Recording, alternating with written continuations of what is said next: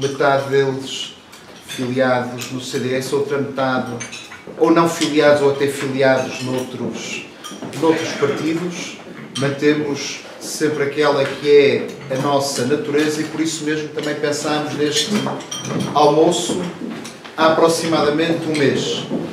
Pensámos que teria razão de ser 2 dias antes do debate do Estado da Nação. Podemos ter aqui uma conversa sobre esse mesmo debate, uma perspectiva do debate. Devo dizer que na altura em que pensámos neste tema, a circunstância política era outra, mas ela altera-se de uma forma muito rápida, portanto não foi um presente envenenado ao nosso orador, a quem queria começar por agradecer desde a primeira hora a sua aceitação do convite. Temos a certeza que tem razão de ser ouvir o líder do grupo parlamentar do CDS nesta ocasião, que será um bom motivo para debate e, no plano pessoal, é para mim sempre um prazer ter como oradores aqui no IDL amigos como o Nuno. Vamos ter neste almoço também uma novidade, porque a intervenção do Nuno Magalhães será comentada pela Graça Franco, que é diretora da Rádio Renascença, a quem agradeço muito a disponibilidade para também estar aqui, sendo que quando fiz o telefonema, avisei que não era um telefonema do CDS a convidá-la para uma presença de junta, ao que a resposta foi: isso também não seria possível, que sou totalmente independente, e é nessa circunstância que aqui está. É para mim também um prazer grande que esta novidade que estes almoços têm comecem com a sua presença e, portanto, após a intervenção do Nuno Magalhães, teremos um comentário / primeira pergunta feita pela Graça Franco. Não há muita razão de ser da minha parte estar a ocupar mais tempo. Os motivos para se falar do Estado da Nação são vários, desde a nossa circunstância em relação às áreas de soberania, a nossa circunstância em relação às áreas sociais, a nossa circunstância em relação às áreas financeiras, mas tudo isso, certeza que será objeto desta nossa conversa. Muito obrigado a todos. Dou a palavra então ao Nuno.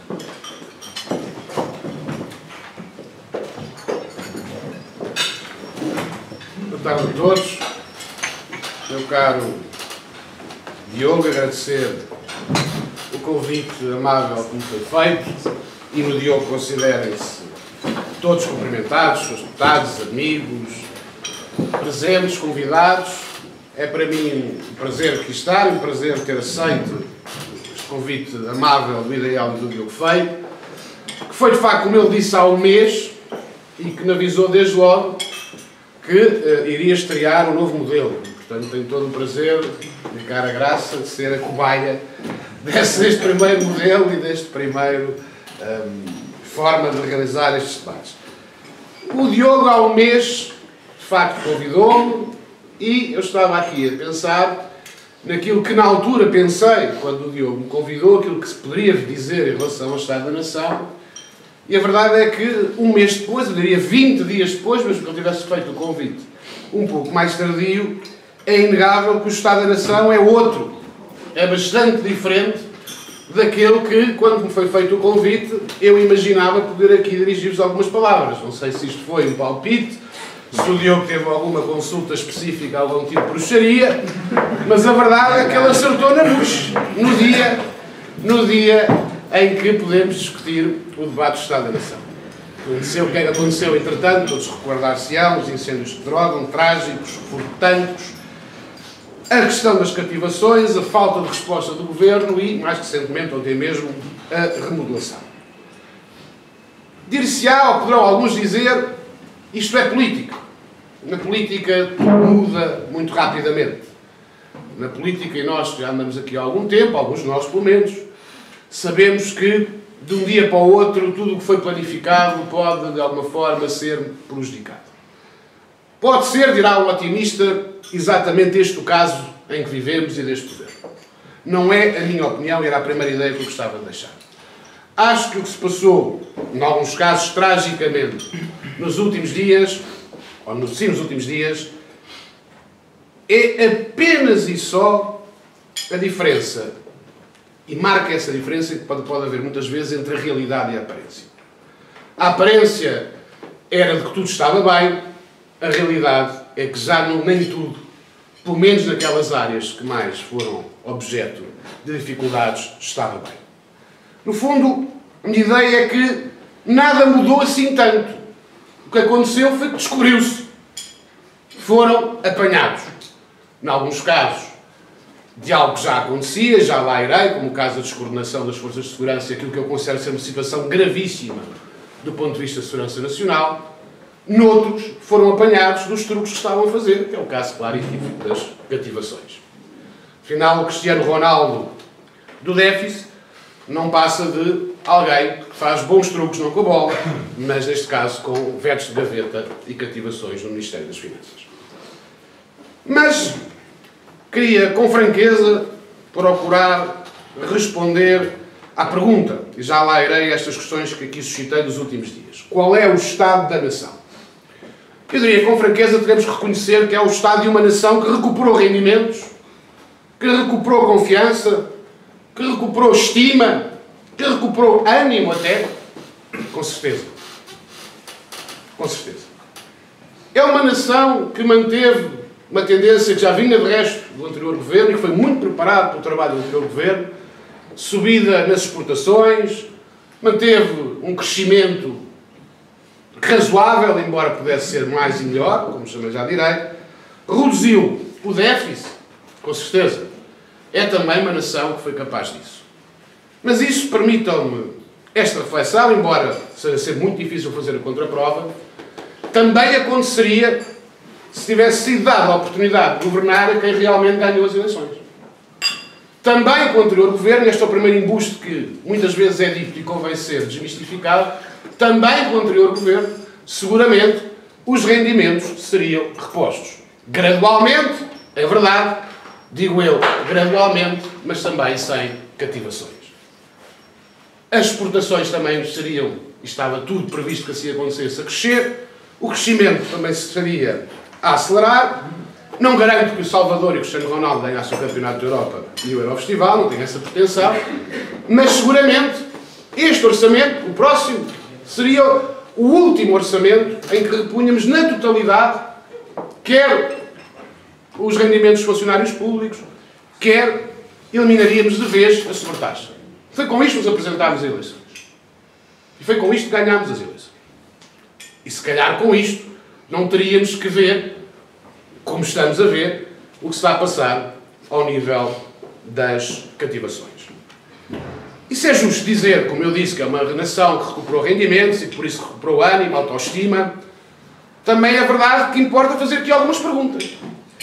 Essa nação que recuperou rendimentos, recuperou autoestima, que está a crescer as exportações, que está a crescer objetivamente, reduziu a dívida pública, manteve o ritmo de reformas em setores tão importantes do Estado como saúde, como educação, como algumas reformas laborais, melhorou, racionalizou o investimento público? Não. Manifestamente não. E aqui, creio eu, que é a principal crítica que pode e deve ser feito a quem governa esta nação e o principal preço de que os nossos concidadãos e esta nação no futuro poderá pagar. Esta navegação à vista, com base em vetos de gaveta, em cativações de 1.000 milhões de euros, as maiores de sempre, só comparáveis com os 800 milhões de euros do último governo de José Sócrates. Reparem bem, para dar-vos um número, o anterior governo, o governo PSD-CDS, com um país com problema de assistência económica e financeira, com troika, com a necessidade de cumprir objetivos, com a necessidade de reduzir custos, teve em média cativações anuais de 300 milhões de euros. Cerca de 1/3 do valor das cativações deste ano. E está por isso explicado o truque ao suposto milagre do Ministro das Finanças para garantir o cumprimento do déficit. Parênteses, não deixa de ser curioso que, ao cumprir este déficit, está a fazer aquilo que muito nos acusava no passado, que é ir manifestamente para além da troika. Mas neste caso, ninguém se queixa. Mas isto, enfim, é só uma parte que não consegui evitar. Mas dizer-vos que esta questão das cativações não só é uma questão de transparência e de credibilidade do Estado, transparência com os próprios cidadãos, com transparência com os atores da sociedade, com os atores políticos, mas é também, eu creio que aqui ainda não foi suficientemente dito, por quem já comentou estas questões, é também uma questão de regime. É uma questão de regime. No caro Paulo, não vou falar no regular funcionamento das instituições. Esteja tranquilo, podes ligar o telemóvel. Que acho que não é caso para tanto. Acho que não é caso para tanto. Estou a brincar. Acho que não é caso para tanto. Mas a verdade é esta, meus amigos. Nós, Parlamento, as democracias representativas, e a razão de ser da existência do Parlamento pressupõe precisamente que seja o Parlamento o órgão que pode autorizar despesas, que aprova todas as despesas, todas as receitas do que o Governo poderá executar. É essa a razão de ser do nosso regime democrático. Ora, o nosso Parlamento, o Parlamento português neste momento, quando discute um orçamento, quando debate um orçamento, quando aprova um orçamento, tem que pensar assim, bom, é isto, é este 100% menos 30%. É isto que nós estamos a aprovar, mas não é isto que vai ser executado. É isto que é o orçamento que nos apresentam, mas não é este o orçamento que os portugueses vão ter. É no mínimo menos 30%, se não houver, entretanto, vetos de gaveta, com ministros das Finanças, que muitas vezes esquecem e querem esquecer de assinar determinado tipo de despacho. E esta dissimulação, esta encenação, é também o espelho do Estado da Nação Parlamento.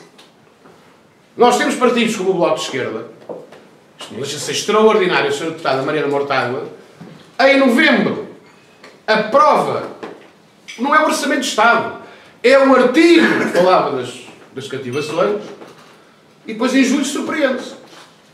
Ou é incompetente, coisa que não acredito manifestamente por muitas críticas que se possa fazer, e como não acredito que seja incompetente, é pura e simplesmente uma encenação. Nós vivemos que isso também é importante do ponto de vista da qualidade da democracia. De um Parlamento que se dá o respeito de aprovar um orçamento que corresponde à realidade. De um Parlamento que aprova o orçamento e que não o rejeita nem o renega. Não encena. Em novembro aprova, em julho surpreende-se e questiona, indignada, o Governo que aprovou o orçamento. Também com o voto, por exemplo, do Bloco de Esquerda. E penso que isto é um ponto que importa também no Estado da Nação sublinhar, nomeadamente em matéria do Estado da democracia e da qualidade da democracia. Mas, por força, então, dos tais últimos acontecimentos, é também, sendo, repito, uma nação com mais ânimo, mal seria que não fosse, é também uma nação hoje mais insegura, mais desconfiada do Estado, mais chocada até com algo que foi vendo nos últimos tempos. E áreas essenciais, áreas que são o coração das funções do Estado. Áreas em que, meu caro Adolfo, nem o mais liberal dos liberais defenderá seguramente alguma vez que se compete aos privados desempenhar essas funções. Viu vulnerabilidades graves na defesa, descoordenação graves nas forças de serviços de segurança quando testados ao limite, sistemas de emergência que funcionam apenas e só quando não há emergências, roubos de armamento de destruição muito significativa e, se esta foi a parte visível, e só por si, permitir-me-ia dizer claramente que Portugal tem neste momento um problema de credibilidade externa em relação à segurança e de insegurança interna em matérias de segurança, porque não há só esta parte visível, como há questões que são invisíveis.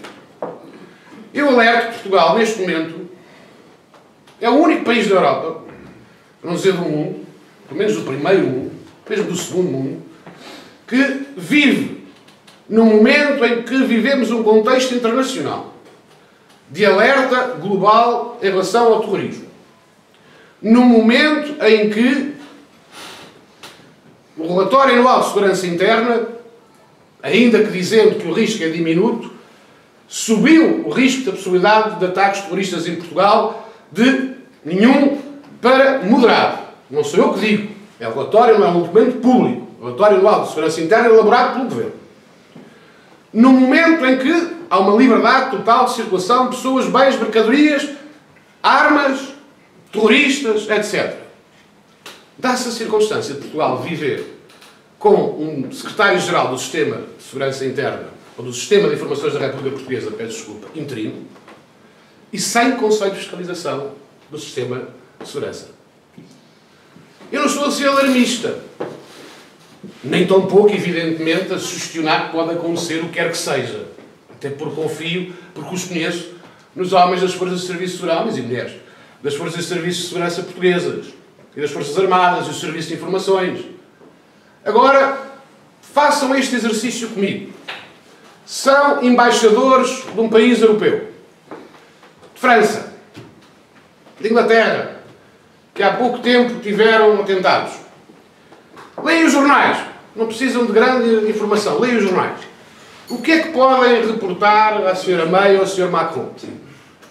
Que Portugal tem um secretário-geral do Sistema de Informações da República Portuguesa, o CIRP, que disse publicamente, e que é uma pessoa competente, com quem eu trabalhei, e que não tem nada a ver aquilo que vou dizer com a competência dele, tem aliás a ver com a incompetência do Governo, que disse, e muito bem, que, ou muito bem, muito mal, mas é uma opção, que iria sair após a visita de Sua Santidade o Papa, e que continua em funções, uma razão muito simples. O Governo indicou outra pessoa, que no dia seguinte foi criticada por quem? Pelo partido que apoia o Governo.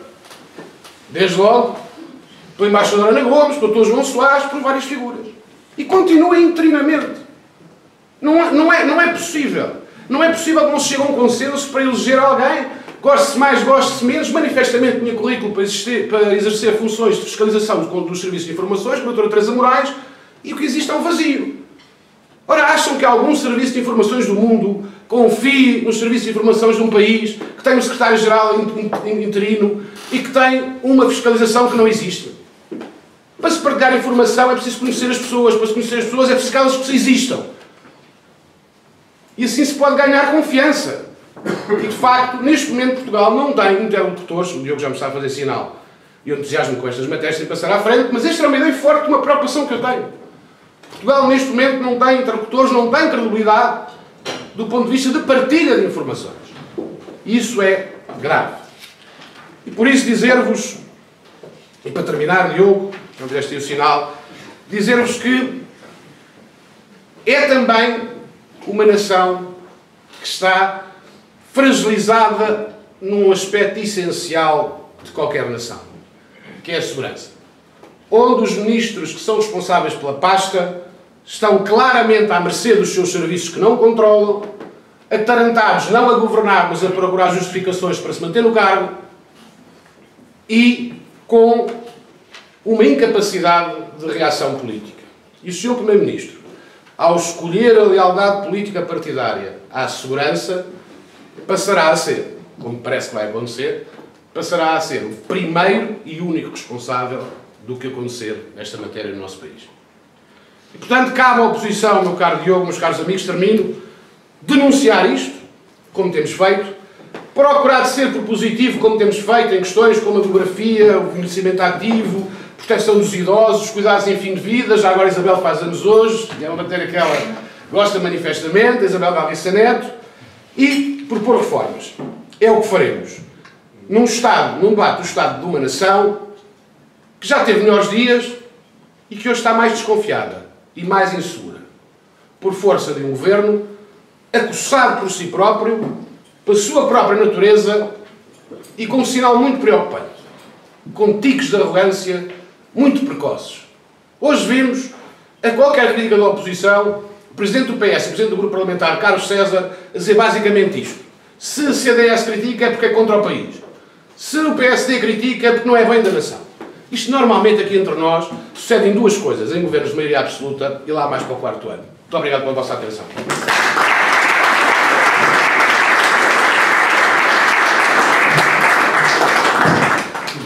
Sim? Obrigado. Vamos então, tal como tinha dito, passar